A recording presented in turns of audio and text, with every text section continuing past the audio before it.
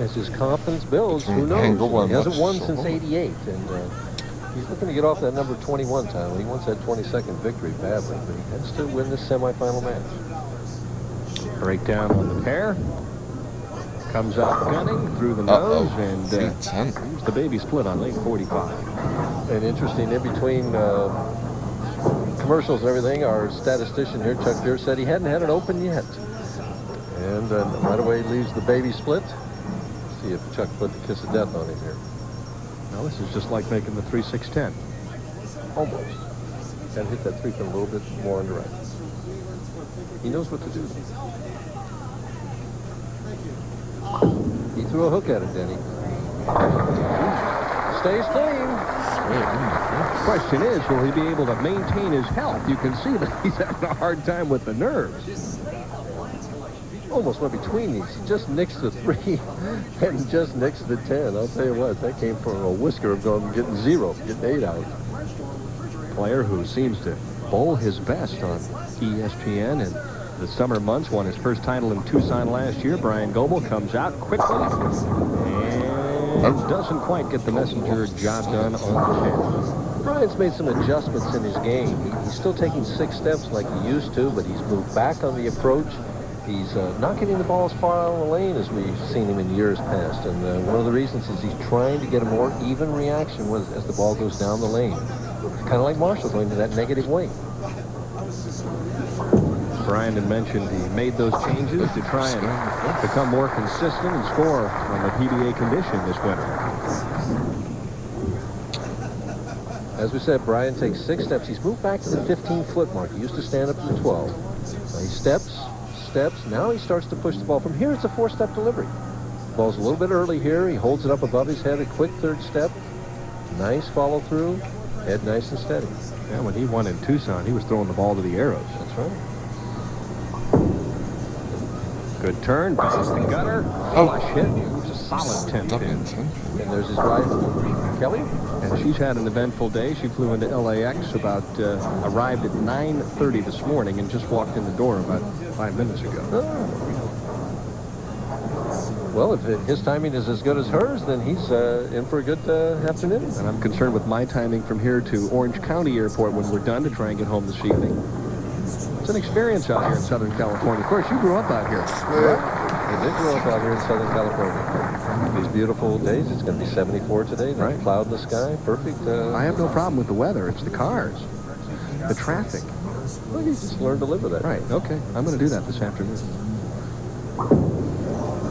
Marshall with a little more swing. Turned it a touch early, but got away with it. I think he needed that strike here in the semifinal game to get himself started. Well, he wants to get into that nice rhythm that we know that he can as he gets into in qualifying so many times. He's asked for a re-rack on the left lane. And we're still waiting for that re-rack. Here it goes. Miss Kessler on hand here this afternoon. Gretchen Scottsdale along with Dan Segovia. Did you say you had a date with her this evening? No, sir. Nope. I'm leaving. Oh. Heading back to Copley, Ohio. No? No. Banks that and gets the double.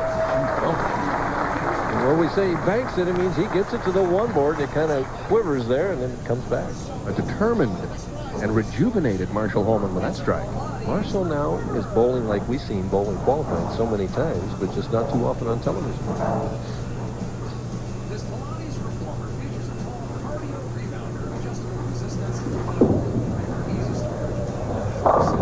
This time you can see Bryan got that ball just a little inside his target, and the ball did not hook as well. Indicates that there is a little bit more oil left as that ball skidded a little bit further, leaves the 2-8.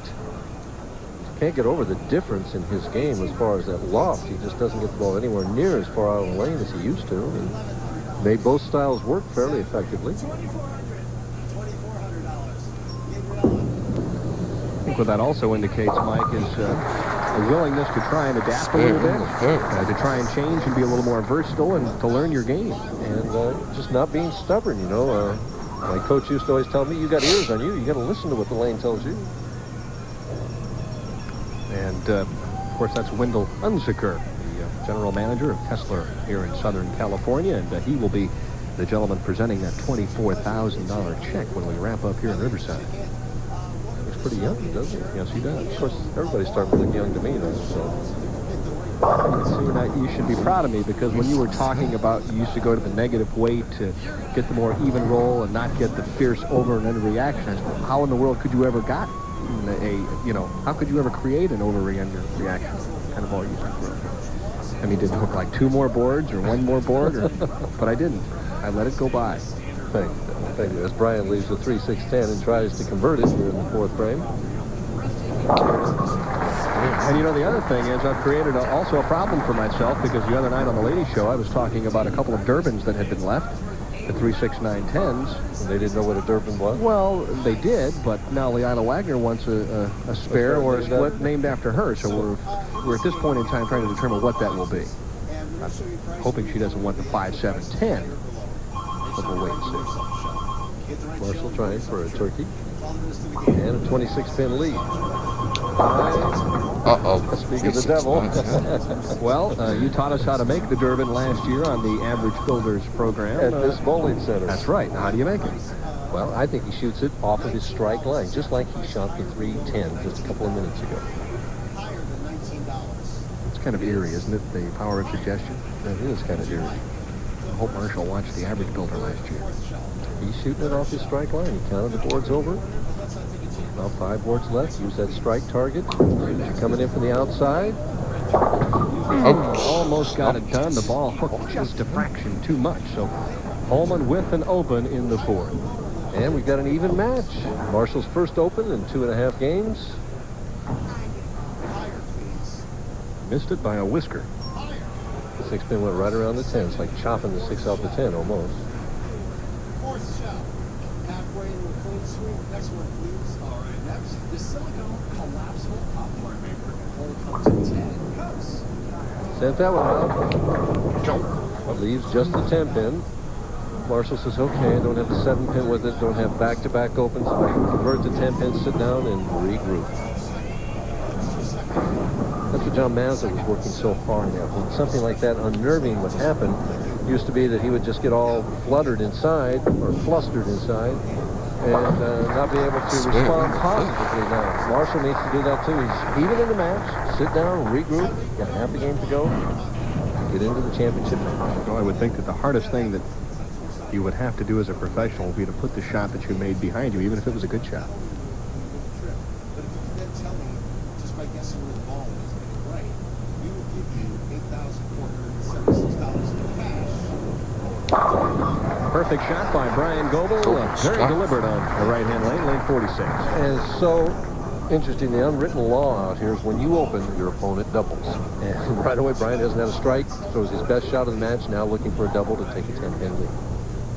Keep in mind, the survivor of this game will face our top seed, Mark Williams, in the title match of the $145,000 Kessler Classic.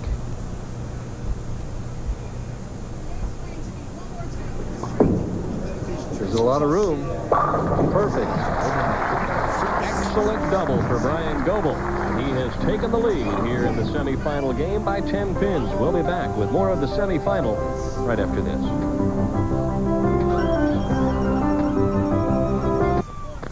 These are the hands that mold. First million the easy way. If you can tell me where the ball is now, we'll give you an extra $8,476 in cash.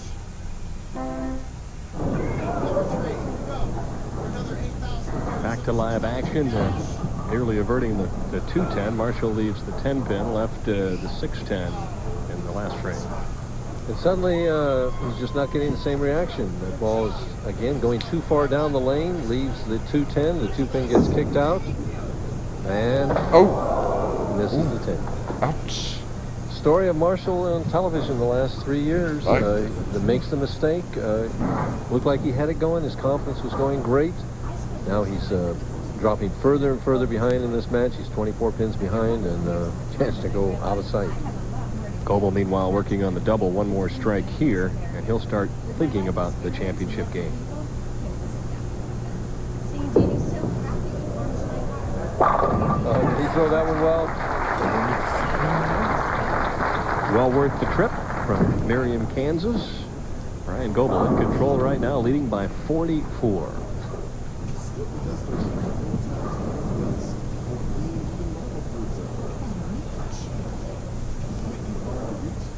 Make that 34. It's a bunch, whatever. Hi, my name is Steve. If you have both Medicare and Medicaid, I have some really encouraging news. Ooh, the last one he banked on that lane. That one was in 3 or 4 boards and held the pocket. He's got a nice reaction. Now it's 44. Now it's 44, you're right. You just were anticipating a strike there, Dan, that's all. Beautiful game both by Bryan Goebel and Marshall Holman. Just, I don't know, ran out of gas, Michael. Now the pressure is off. He makes a good shot there. Just, to me, my appearance did not appear as if he came out and bowled as aggressively in the semifinal game as he did in the other two. Well, you know, this match is not over. I hate to say that, but he still has a potential score of 210, which will make Goebel stay clean in the 9th and 10th frame, Mark, those 2 frames. Has to strike here, though, or it isn't. A little more direct. And gets him to dance a little bit. Marshall with a physical look. That headband went to the wall and just shot back like a bullet. Here, watch this. How fast it goes. Gets that 4 coming back and was on its way to get the 10 if it was standing up.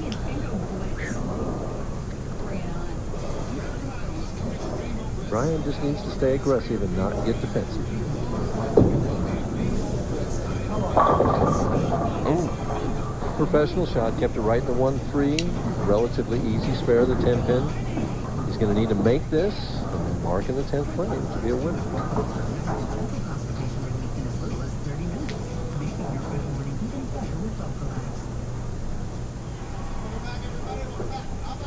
Cross lane at the 10th pin. No hook at all, straight right at it.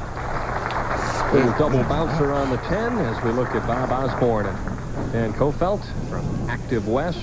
Well, they've had a wonderful association with the PBA Tour and also with Kessler. We mentioned the Kessler Classic this week. Of course, in the future, we'll be heading back to Earl Anthony's place in Dublin, California for the $140,000 Kessler Open. Live on ESPN.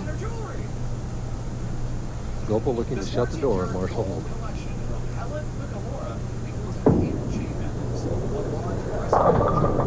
Wow, nice break there. He says, okay, leaves only the 2 pin.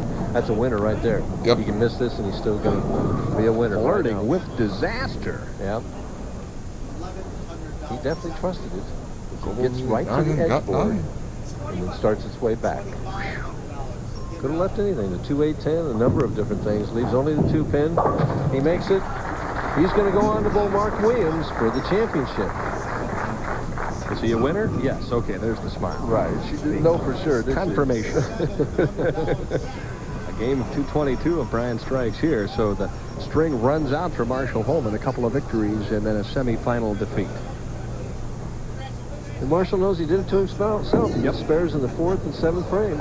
If he makes those, he's right in the thick of it. Well, Bryan Goebel advances into the title match. Marshall Holman will finish 3rd. Coming up next, Goebel and Mark Williams for the title here in Riverside, California.